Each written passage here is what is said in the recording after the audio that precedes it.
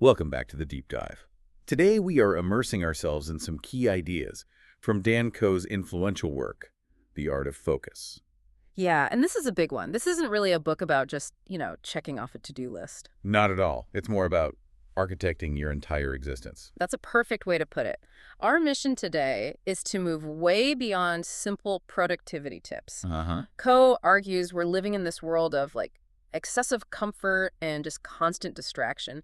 And the real goal is to find clarity, to redefine your purpose. So we're establishing the high-level principles for creating an intentional life, basically. Exactly. It's about shifting you away from just relying on fleeting methods. And that distinction, principles versus methods, that feels like the whole foundation for this deep dive. It is. The beginner is always chasing a new routine, a new app, right? A new system. While the master just understands the underlying principles and can adapt their strategy to anything. Precisely.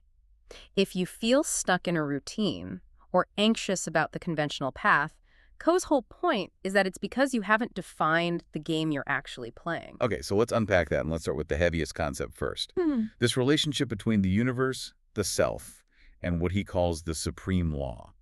Entropy. Right. Entropy. It's the universal principle that a lack of order always leads to chaos, to decay and dissolution. And this isn't just physics we're talking about. No, not at all. It's about psychology. Our mind craves order, and when you constantly feed it unstructured, low-quality information like a messy desktop or just passively scrolling social media. You become what he calls a victim of entropy? Yes, and I think we all know what that feels like. It's that psychological consequence. It's not just being tired. It's a specific kind of mental noise. A mental disorder, almost. Well, he actually calls it psychic entropy. This state of mental disorder caused by constant overwhelm and anxiety, it just paralyzes you. And it comes from not being present, not being engaged. Exactly. So to counteract it, you have to zoom out. Gain that higher perspective. He talks about the universe as the ultimate conscious perspective, seeing how everything is connected. Right, from galaxies down to atoms. It helps put your immediate anxiety into proportion. And here's the part that I think is really insightful, especially for people who, hate the grind. The role of struggle. Yeah, the idea that life is like a song with highs and lows, and that conflict is actually a vital part of the story. It's what fosters creativity and growth. Yeah. He says it's silly to think that it is bad. You have to accept discomfort to build any kind of internal order. So the struggle isn't a bug in the system. It's the core feature. So if we accept all this external chaos, where do we find our internal bedrock?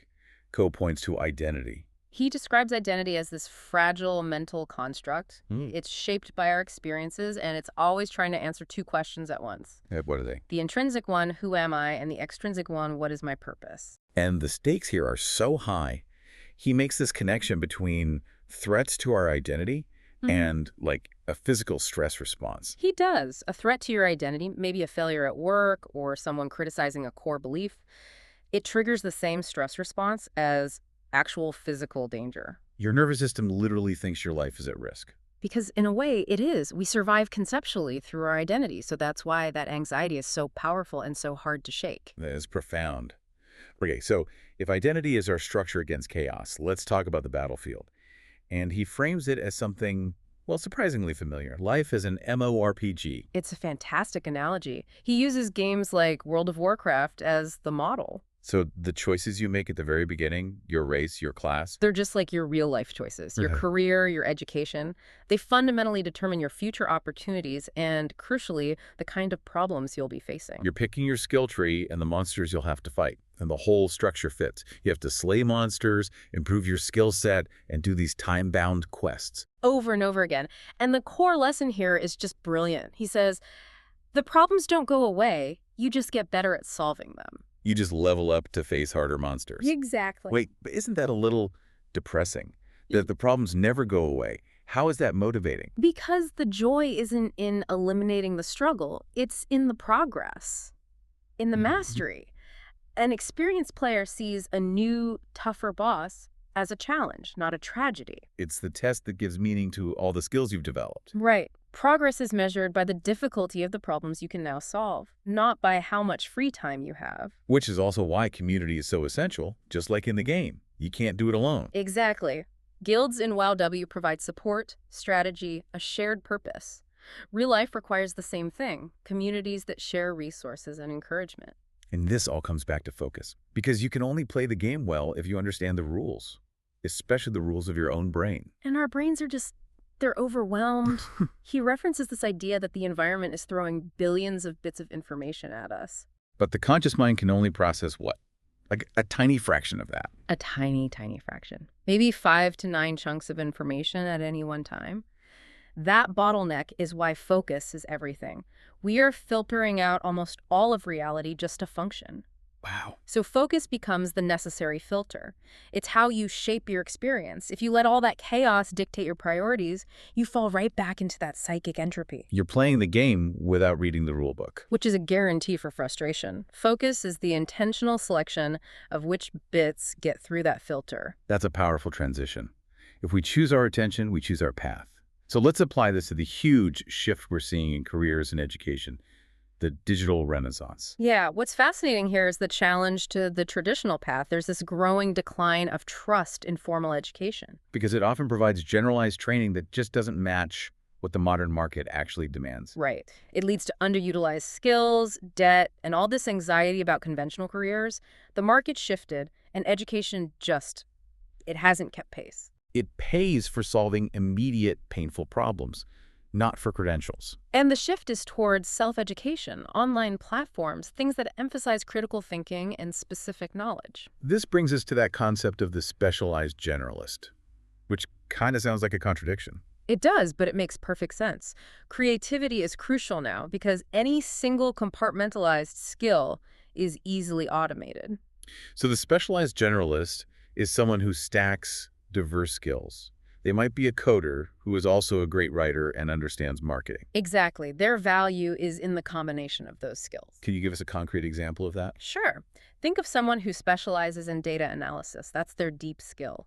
But they combine that with general knowledge of, say, digital content creation and a specialized understanding of a niche industry, like sustainable fashion. So they don't just analyze the numbers. They create the visual stories and the marketing strategies based on those numbers. They can move across domains where you'd normally need 2 different specialists. Right.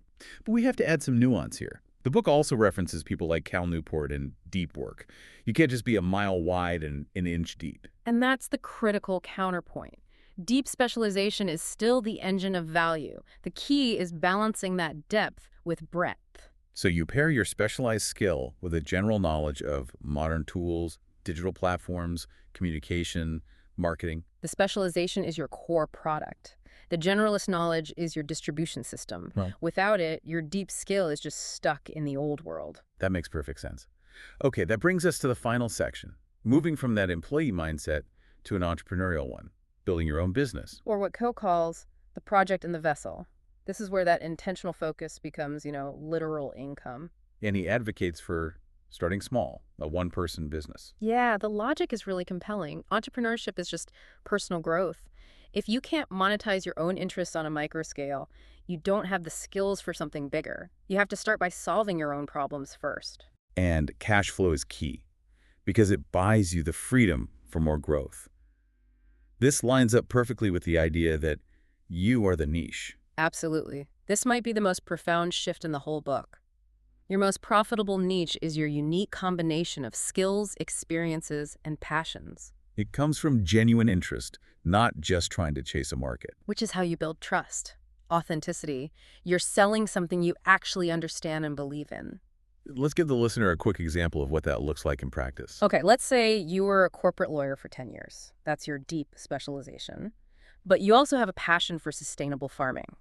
And you notice that small local farms are terrible at negotiating contracts. Your niche isn't lawyer, it's contract negotiation for small-scale sustainable agriculture. It's that unique combination. That's what creates trust in that very specific market. Right.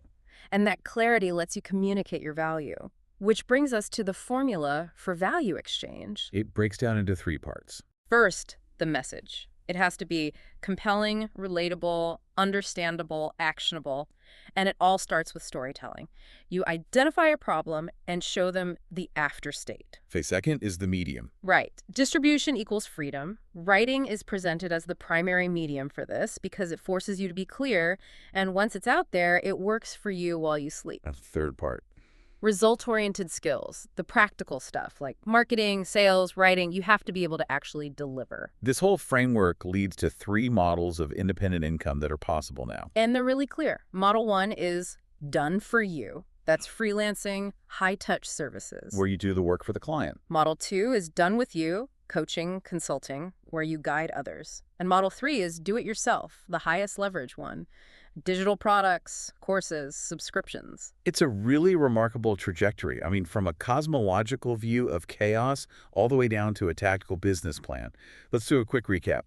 We've covered moving from chasing methods to understanding principles, from avoiding conflict to seeing it as an engine for growth.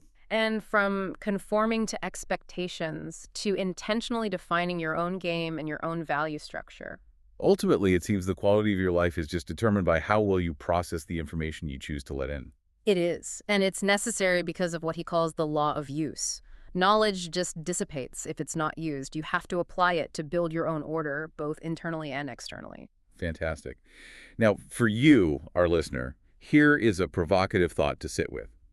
The source material states, you need to know what you want, because if you don't, someone will tell you what you want and you will believe it. So, in a world that is designed for psychic entropy and conformity, what is the single goal you must clarify today to protect your focus and define your personal game?